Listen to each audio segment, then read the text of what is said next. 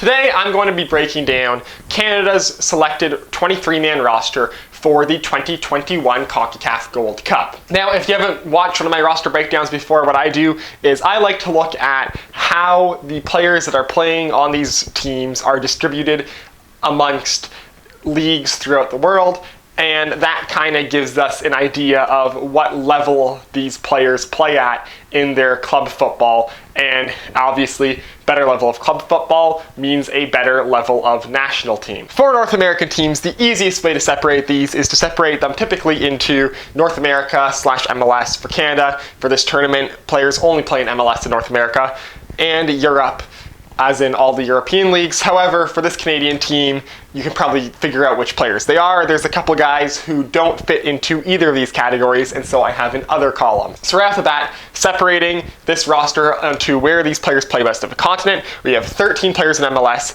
8 in Europe, and 2 elsewhere. Now, of course, this Gold Cup, due to some European players, specifically Jonathan David, Atiba Hutchinson, Scott Arfield, not making appearances for Canada due to conflicting training camps for their club teams that they want to be at.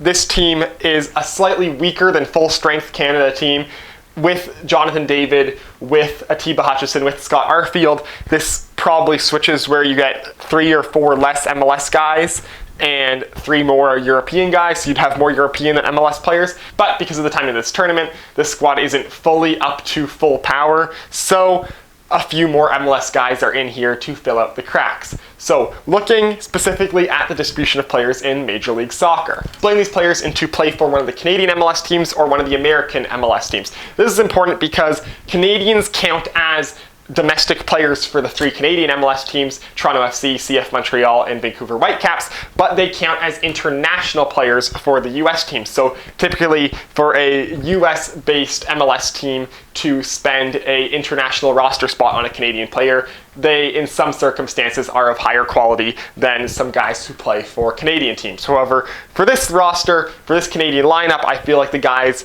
chosen from the Canadian teams and the USA teams are both pretty damn solid. And honestly, there's not a huge gap in talent between the USA-based Canadian national team players and the Canadian-based Canadian national team players. Also interesting is in the 7 Canadian guys, we have the only current Canadian designated player in MLS, Lucas Cavallini, who plays for the Vancouver Whitecaps. Of the 7 Canada-based MLS players, you have 3 who play for Toronto FC in Jonathan Osorio, Richie Larea, and making his first appearances for the Canadian national team, hopefully in this Gold Cup, Ayo Akinola. We have 2 players who play for Montreal in Samuel Piette and Kamal Miller, and 2 players who play for the Vancouver Whitecaps, the aforementioned Lucas Cavallini and goalkeeper Maxime Crépeau. The 6 US-based players are Liam Fraser, who plays for the Columbus Crew on loan from Toronto FC, Houston Dynamo player Tyler Pasher, who's making his first call-up to the Canadian national team, Canadian national team regular Mark-Anthony Kaye,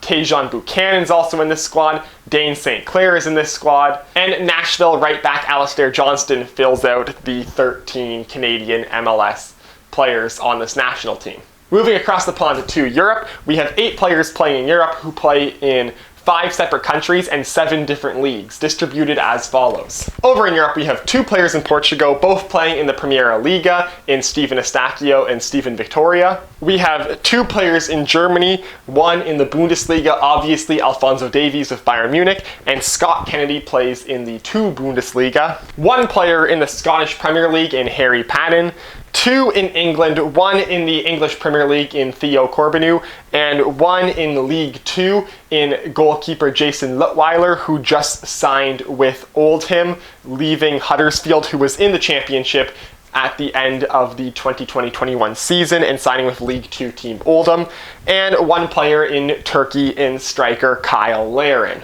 So what we have is 2 players who play in the top 5 leagues in Europe.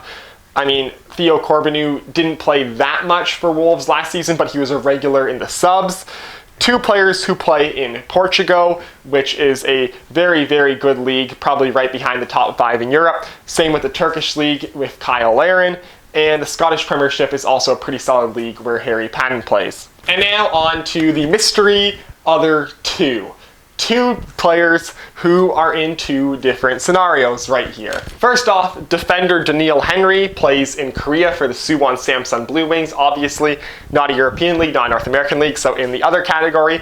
And also unattached is Junior Hoilett, whose contract with Cardiff, who was in the EFL Championship in England, just ended at the end of last season, and as of right now, he has not made a commitment to a club team for the upcoming 2021-2022 season. So he's kind of technically a Europe player, but as of right now, he is unattached, and we don't know where he is going to end up. So I am kind of considering him as an other, but also like make it 8.5 for Europe, as that's where Junior Hoilett just most recently played. So that's the breakdown for this Canadian national team roster where they play their domestic football. One last thing I want to touch on is in past years for Canada, sometimes we have a very large bias for European players in specific positions, specifically up front at striker. This year, it's actually a nice balance between all the positions.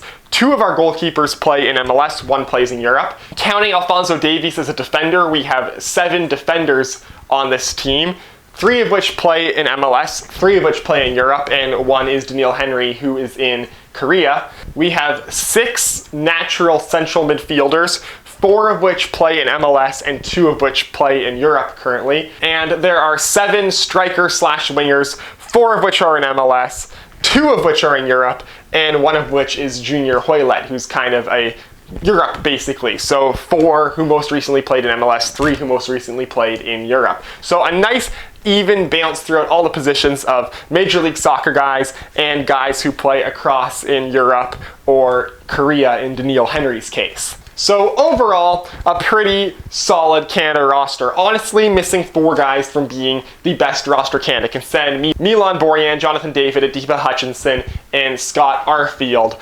All players who play in Europe who aren't on the squad. Those guys are all in. We're looking at 9 MLS players and 12 European players. So a nice solid balance for upcoming World Cup qualification. For the Gold Cup though, this is a squad we're doing. In terms of European players, I think we actually lead this tournament. The US has very few players coming over from Europe to play in this tournament, and they're all young. No one playing as regularly as Kyle Larin, as Alphonso Davies, as Steven Eustáquio, as Steven Vittoria. So we're up high for that case in European players, and also the Mexicans, I believe, only have 6 players who play in European squads coming to this tournament. So in terms of European playing talent, Canada is first in this tournament. So we have the guys playing in the leagues that can get us places. The question is, what are these guys who play in some of the lower European leagues going to do for us? And what are the MLS players going to do compared to the domestics for other teams in this Gold Cup?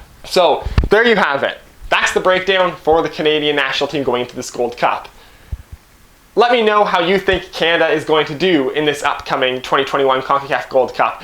And as always, if you like this video, hit like. If you want to see more of my stuff, hit subscribe. Follow me on Twitter. Link is down below in the description, and I will see you next time.